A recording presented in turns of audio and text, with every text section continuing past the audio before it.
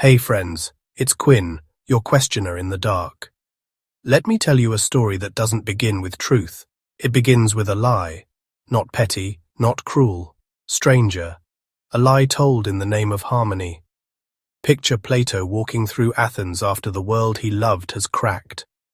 The Peloponnesian War has ended. Sparta has beaten Athens. The proud city is hungry, bitter, exhausted.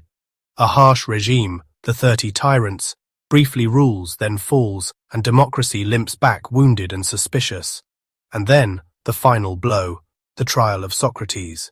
Accused of corrupting the youth and mocking the gods, he refuses to bend, drinks the hemlock and dies by the law he questioned. Plato watches his teacher's last breath.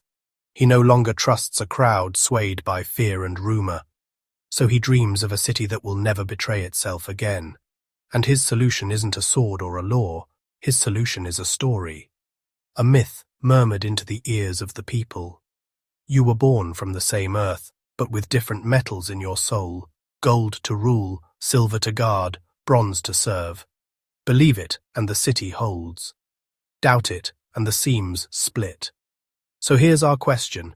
Can a lie, no matter how noble, hold us together without breaking us apart? In the Republic, written around 380 BCE, Plato's ideal city is a chorus, not a solo. Everyone sings a part, rulers, guardians, workers.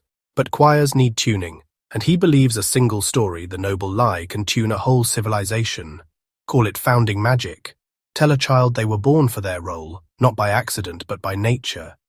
Teach that order is not oppression, but harmony. But where does guidance end and manipulation begin? Plato calls it noble because he aims at peace. Aristotle warns that government cannot stand long on anything but truth.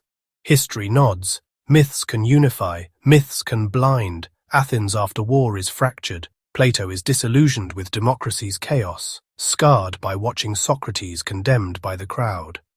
The noble lie is his attempt to protect a dream, a shared story that quiets division, persuades each person to accept their role, and keeps the city whole. But was this wisdom or manipulation? A medicine for civic wounds, or a mask over deeper fractures? Plato thought myths could glue a society when truth was too fragile to hold it. Yet even in his time, some worried, can a city built on fictions stand? Let's wander into 2025 and see if Plato's whisper still echoes. You press the close door button in an elevator. Most of them don't work. Same with crosswalk buttons, placebos wired to nothing. And yet, they calm us. We feel a spark of control, even when none exists. A tiny lie, noble in its own way, because it softens panic. Step into the workplace and you'll find the same current. A company announces a beta launch. Though the product is little more than sketches, they say it's a phased rollout, when really it's delay in disguise. The words are comfort, spun to keep faith alive until reality can catch up. And in the halls of justice, another mask. Judges lean on algorithmic risk scores, presenting them like they were stone tablets of truth. But they're just models, uncertain guesses wrapped in the illusion of precision. It's a story told for fairness, but it hides the cracks. Then there's the myth that beats like a drum in so many hearts. Work hard, and you will rise. It fuels sacrifice, grit, generations of effort. But behind the curtain are walls, gatekeepers, accidents of birth, ladders pulled away. The story is glue for society, but also a blindfold.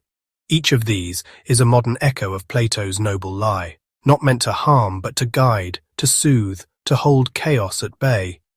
Yet each carries a risk, that once the curtain is pulled back, belief curdles into mistrust.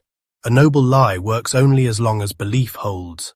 Once the mechanism shows, when the button does nothing, when the beta is a stall, when a risk score is wrong, the spell breaks. People don't simply stop believing the story, they start distrusting the storyteller. And trust is the scaffolding that keeps the whole building standing. Some thinkers say a lie can be like anesthesia, dangerous in excess, but humane during surgery. Others say anesthesia without consent is just paralysis. Noble lies can calm a moment, but when exposed, they scorch the future. Plato wasn't mocking us. He knew people don't live on facts alone.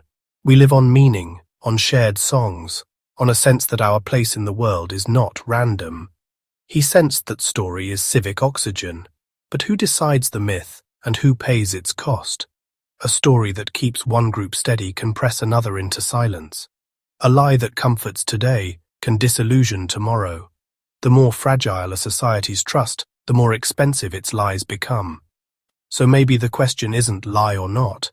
Maybe it's whether we can craft noble truths, stories that inspire without disguising their seams, stories that tell us why we belong and where the rough edges are. Courageous stories. So, gift or danger? Plato offered a balm for a broken city. He also handed us a riddle with teeth. Comfort bought on credit will come due. If Athens after war could be tempted by a beautiful story, how much more careful must we be now? Here's where I land tonight. We still need stories, but the nobility isn't in the lie. It's in the courage to tell the truth beautifully, to bind without blinding, to guide without disguising. If this lit something in you, share it with a friend who loves a deep wonder. And don't forget to subscribe, so we can keep rethinking the wisdom of the past and the puzzles of the present together. I'm Quinn, and this is Think Again. Until next time, question on.